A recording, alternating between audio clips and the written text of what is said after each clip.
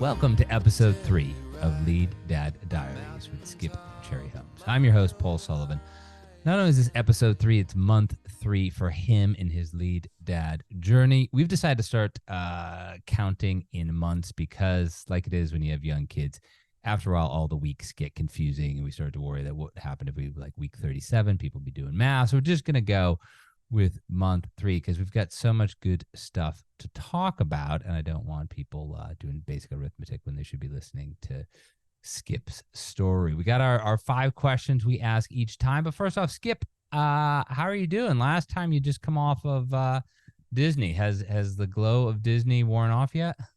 No, I don't think it ever does for my family, honestly.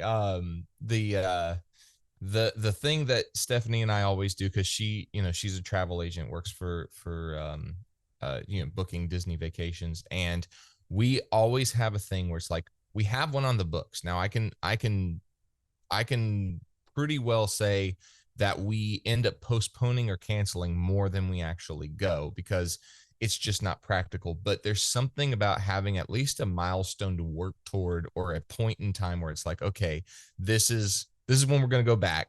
And then, obviously having young kids, and you've got the movies and the music and all of that stuff. So it just kind of, the ember will be, glowing there for a while, and then we'll stoke it up if it looks like we're going to be able to pull off going to another trip or something like that, then we do.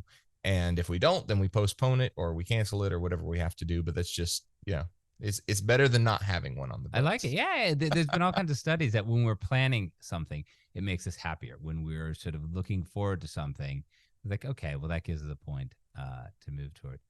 One other question before we get into our 5, and this came from, I was riding in the car with my middle daughter yesterday, and she said, what do you think Taylor Swift listens to when she listens to music? And I, for people who don't know, the song that leads into this is one of your songs from your days, as a great bluegrass musician. But I have to ask you, like, as somebody who knows music, as somebody who plays music, as somebody who's, lived music at a very high level, what do you listen to when you listen to music? You put on a little like classic Skip, or what do you do?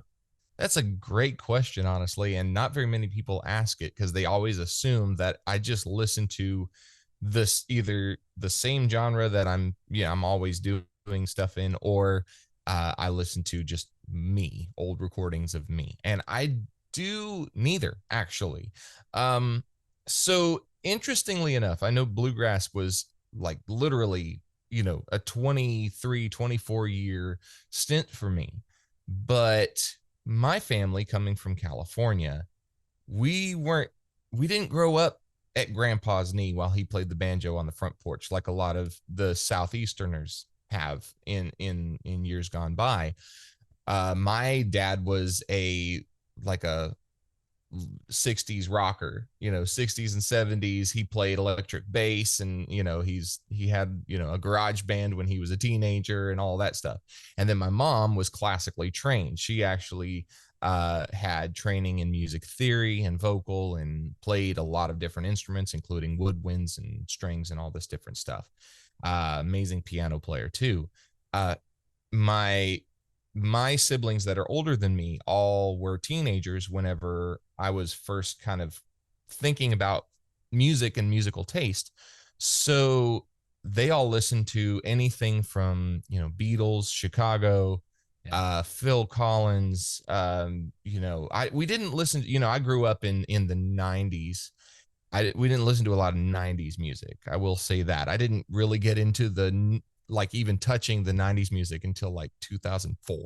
So um or possibly later, I don't know, but I listen to a huge variety, and my opinion is I have my genre preferences, I would say, like some go-tos, but for the most part, if it portrays talent, I'm interested. I want to hear something, whether it's the songwriting or it's the arrangements or the musical prowess or whatever the case is. If it portrays talent in a certain person's field or artist's field, I want to observe it. I want to absorb it. I want to find what makes it special, what energies are coming from it that may correlate to something I'm doing or a project I'm working on, or maybe just make me feel a certain way. And music is very much an emotionally driven concept. It's art driven by well, you know, a lot of times it's driven by your life experiences. And so I like to see how clearly that comes through in somebody's music. And then if it's really intriguing, I start diving into the history of that specific artist.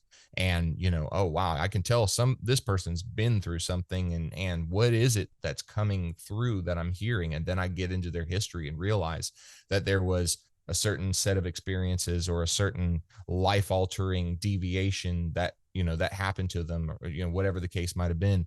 And it's like, okay, now all the pieces fit, because I actually was feeling that before I even looked it up. I just needed to know what I was listening to.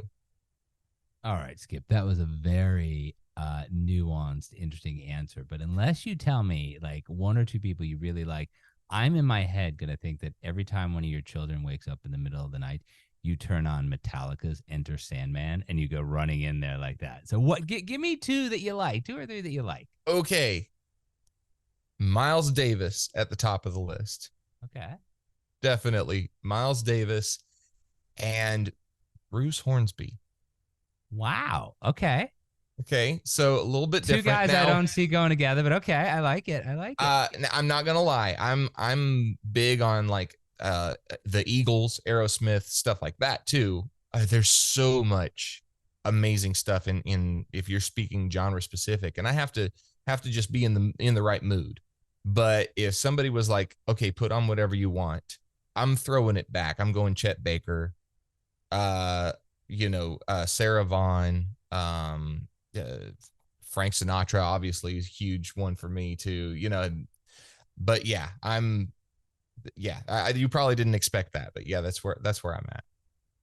I love it, but still in my mind, Skip, when your daughter wakes you up in the middle of the night, I want you to think Metallica, Enter Sandman. All right, that's awesome. Love it. Let's get to our questions, okay? All right, all right. The first one in your lead dad journey that we always start with, what's been the best part of the past month? Well, it's awesome because obviously, as we've been doing this little series here, I have really put some purpose behind my reflection.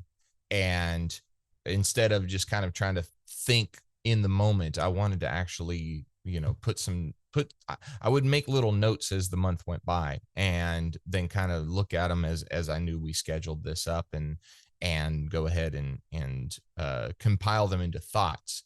But one thing that I talked about on the last episode that has rung more truly since that episode aired is the reset that happened after the vacation.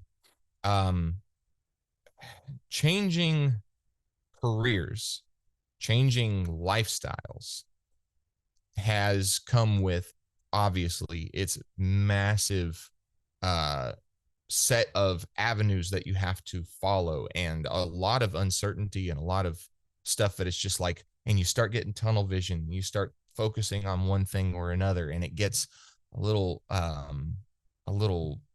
crazy. And I think we knew that when we decided to spontaneously up and go to Florida. But it wasn't until we got back, and these last few weeks, 4 weeks, has been life changing as far as my perspective, Stephanie's perspective, kind of getting us out of the rut of the what could have become very bad habits we were starting to form, just because there was so much chaos going on. But this last month has been full of wins as far as establishing my new lifestyle and my new position in the home, or my expanded position in the home. Yeah, it's been very encouraging, very driving, very much so like, wow, Give us a couple examples of some of the wins and how things have gone over the past month. yeah. So I guess more on a professional level has been one area that's been great, because it's like I'm coming out of my career, and obviously had months of trying to line different stuff up, and then trying to kind of create my own business, my own, kind of work things from my own angle. And uh a lot prior to vacation, so to speak, there was a lot of scatterbrained. It's like, well, I got to do this and I got to do that, and I'm not sure how I'm going to pull all of this off, and et cetera, et cetera. And when I stepped away from that and then came back to it, it all just seemed to make so much more sense. And I think it was a combination of getting out of that rhythm that I was it's like running on three legs for too long. It started to hurt, and then I got away from it, and when I came back, I was getting that even pace again, and all the pieces started to slide together. And I was like, okay, i'm I'm not just actually able to do this, I am doing it. And I might have been doing it before, but I always had this like, this should be so much of a longer term thing that I'm not, I'm not getting there. And then I stepped away, and when I got back into it, I was like, it's not that I'm not getting there. I'm there. I'm here. This is It's happening, and it's all making sense, and things are clicking, and it really gave me a lot of momentum. Another thing that correlates with that is that once we got back, and I was looking at some of the photos from the vacation and thinking, I should be in a lot better shape physically than I am.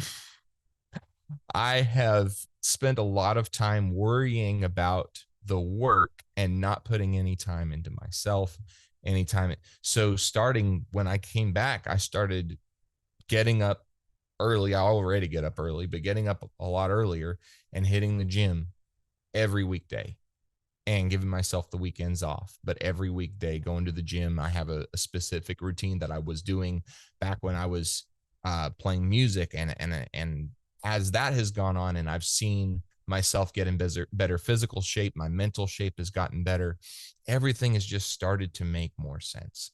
And so, that's been one area of wins. And then the other area I would say is, because of all of that, as a result, I am able to compartmentalize work and home a lot easier. Or at least I see where the holes are a lot clearer. It doesn't mean I always work the right angles, but I know where I can do better, and I know where things are making sense, and I know where to draw those lines that I wasn't certain of how to draw before.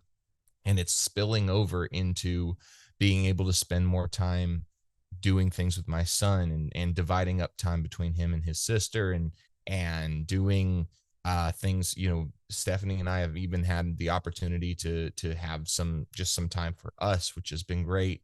Very important, obviously, but it's just, um I don't know. I wouldn't, if you'd asked me, and you may have asked me, uh 3 months ago, if where I'm at right now would make as much sense as it does, I'd have said no, because I'm thinking it's going to take me at least until winter to get this figured out. It's going to take me at least until this time next year. The last show I played was April 20 something.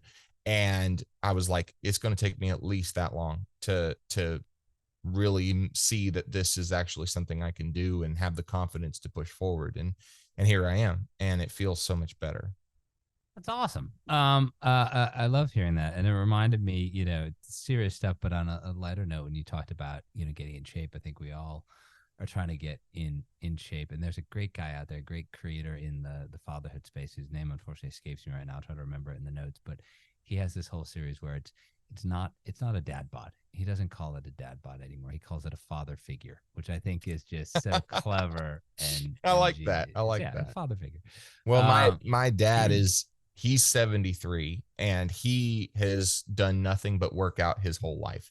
So at 73 years old, he's still busting 30, 40 chin ups and lifting 250 pounds and in a deadlift and doing all this stuff that I'll never do and I don't have a desire to. But I'm like, okay, the genetics are there. I just need to put down the donuts a little bit more frequently. That could also go on a t-shirt. Skip, put down the donuts. That's also Put down the donuts. all right. That's awesome. Now we always go to the counterpoint to that, and that question is, what's been the worst part of the last month?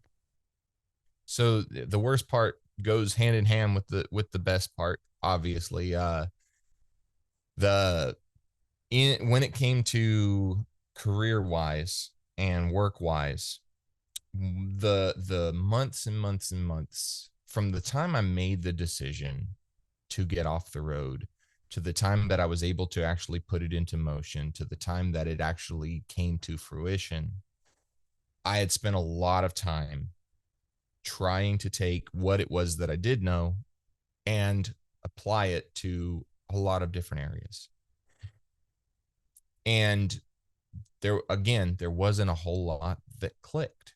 There was a lot of attempts. If you want to talk applications to other places, probably put in 150. And it was always this, that, and the other thing. And not that I've never seen it as an obstacle until maybe now, but I don't have a college career. I played music my whole life. And so seeing a lot of these positions that hold in high esteem, having a bachelor's degree in this and this, that, and the other thing, it's like, I know I have the capability, but I don't have all of the credentials. And so somehow after we got back from vacation, and like I said, things started to fit together a lot better and I could get a better grasp, all of a sudden a whole lot of response started to come back to me. And so it's like, okay, now all of these different positions are coming and now my schedule's full. Now I have so much more growth that I'm looking at, but at least to know, hey, I've successfully created the change from where I was at with a career to where I'm headed now with this new life. So much was coming in. And so the hard part with that is now for this last month, at least, my workload has been massive. And the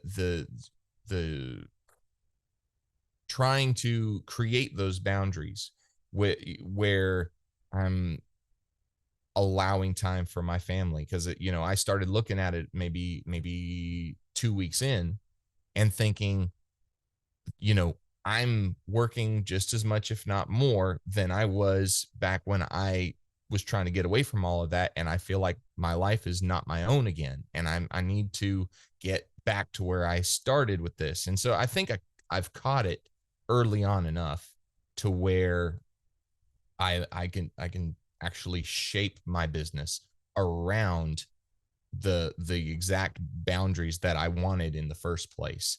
But there for a little while, I went for so long with so many no's that I'm taking all the yeses now.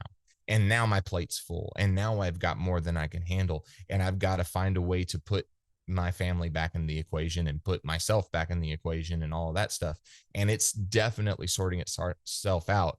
But there have been a lot of weeks of just high stress, trying to meet all the deadlines and impress all the people and being very grateful for all the opportunities being passed my way.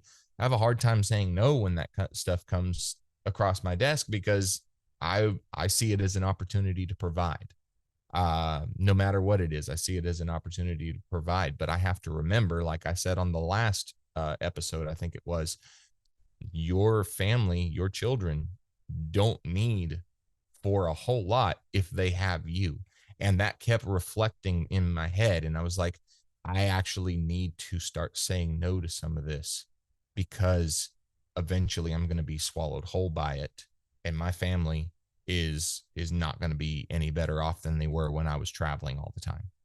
And so it's been tough to hit that, but it's been um I see the successes popping up in it. So the good also has a positive spin to it, or the bad also has a positive spin to it. Love it. Perfect. Third question. What's your best lead dad moment been over this past month? So over this past month, my best lead dad moment, I will say, obviously, like I mentioned before, I've spent a lot. I've been able, excuse me, to spend a lot more time with my son. And Adeline, she's 2. So she's pretty low maintenance when it comes to I can literally be playing with her and attending to other things if need be, or playing with her doesn't require as much. She plays with the toys and you interact with her, whatever the case is. Aiden, and especially with him and his personality, is very detailed. It is very, very much. It's got to be this way. You have to be all in, 100% focused, and it has to go the way that he's got it in his head. And it's just like it's a wild ride when you actually sit down and want to do something with him. And I love that because it means his imagination is just exploding. And I want it to. I want him to have that liberty, and you know he'll find ways to make it work for him as he gets older.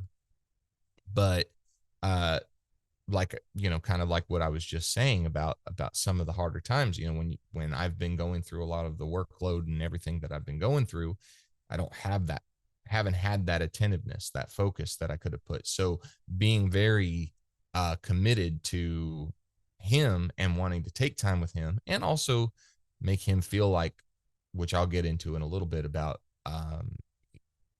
Adeline being the younger and him being the older, and wanting to make sure that he has that time. I've got to spend a lot more time with him, and him and I'll go out and do things like go to baseball games and do some fun stuff like that, which is great. But when we got around to back here on Independence Day on the 4th, he was very attentive, asking questions about why it was so important. And as somebody as thoughtful as he is, I knew I couldn't get away with just giving him kind of a passive answer. So I sat down with him, I think it was the morning of the 4th, and we just kind of went through it. I mean, as best as a 5-year-old can comprehend, and I talked to him about it and the history. And I felt really proud in that moment as a dad, passing on a bit of important pieces of our history and legacy and everything to the next generation, not just my son, but continuing on down the line. I don't know, it filled my heart. It made me feel really, really proud to be his dad and to have a son who is that inquisitive and had that many questions. I love it. I mean, the 4th, it's one of my favorite holidays, probably my favorite holiday. I love the fireworks. I love the hot dogs and all that, but I just love, it's a day when people get together and they're hopefully they're outside. If it's not raining, it's outside. So Yeah. it's wonderful. It's wonderful. Yeah, we had great weather. I bought a little pack of fireworks for him and I to set off in our driveway. Here in North Carolina, we can only get the little fountains and the little stink bombs and all that stuff. But he had a good time doing it. Awesome. All right, now the flip side of that, maybe this is where we're going to get some of the stuff you alluded to before. What's been your most challenging lead dad moment in the past? This one has it's been interesting. So obviously, as we talked about, the whole Disney vacation was a part of Adeline's second birthday celebration. We celebrated her second birthday while we were out. She is officially in the terrible twos. And that has its own set of challenges because, as you know, as a dad, the twos, it's like, okay, they have a lot they're not happy about and a lot to say, but that doesn't mean they understand a whole lot. So you really have to pick your battles sometimes as far as what is worth trying to put the energy into to squashing, or um what is worth letting go. On the other side of it, you've got Aiden. He's 5.5. He sees his sister, he doesn't understand the concept of two and what goes on through that, but he sees his sister as getting away with a lot of things that he can't get away with. So the hard part, I would say consistently over this last month, has been running that balance of having the 2-year-old and the 5-year-old and trying to help him understand the behaviors and why she's not going to understand certain disciplines, and she's not going to understand sitting down and talking to her about certain things. But that doesn't mean that that's a pass, and it doesn't mean that because we talk, that we're a little more strict on him, that somehow we care less about him, or that we're trying to be unfair or whatever the case is. And it's something I'm very sensitive to because I I, I want him to learn, but I want him to know that she looks at him too, and she will learn, just like she's picked up talking so much faster than he did. And that's, as I understand, it's pretty normal for your second child and any children after that, as they hear the sibling counterpart talking, and they pick up on it a lot easier and a lot faster than the first one does. So she is a lot more verbal than he was. But the important thing is that just because we have to sit him down and talk to him about a certain set of behaviors or whatever the case is, we don't if just because we don't handle her the same way doesn't mean there's anything off about how we're handling things with him. And then on top of that is just countering it with letting him know that, yeah, because you are older, you actually have the privilege of doing things that she doesn't do. Like I said, going out and doing things with him, just him and I. I'll purposely take him out after her bedtime sometimes because I want him to feel like he has a privilege that she doesn't have, because there's so much attentiveness that goes to the younger child because they're the younger child. So I want him to feel that on top of, the other stuff.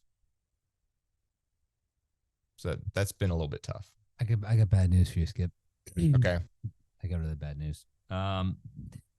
It doesn't stop with my 14, 11, 6. I still hear it's not fair, more than I ever thought I would hear. And I'll still have the 14-year-old say, why does pick her younger sister, not do this or get to do this? And the obvious simple answer is because she is 3 years younger than you, 8 years younger than you. But it's so but you're girding for it now. You're getting ready for the long road ahead.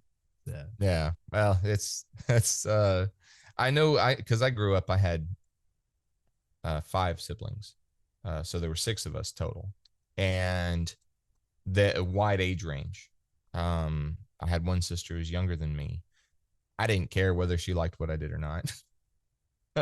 But my brother, who was a year and a half older, there were a lot of things that I think my parents purposefully had to do things with him that they didn't do with me, because we got stuck in so many of the same scenarios. We were similar in size and we weren't that far apart in age. So I got the privilege of getting sucked into a lot of things that he didn't get to do when he was my age.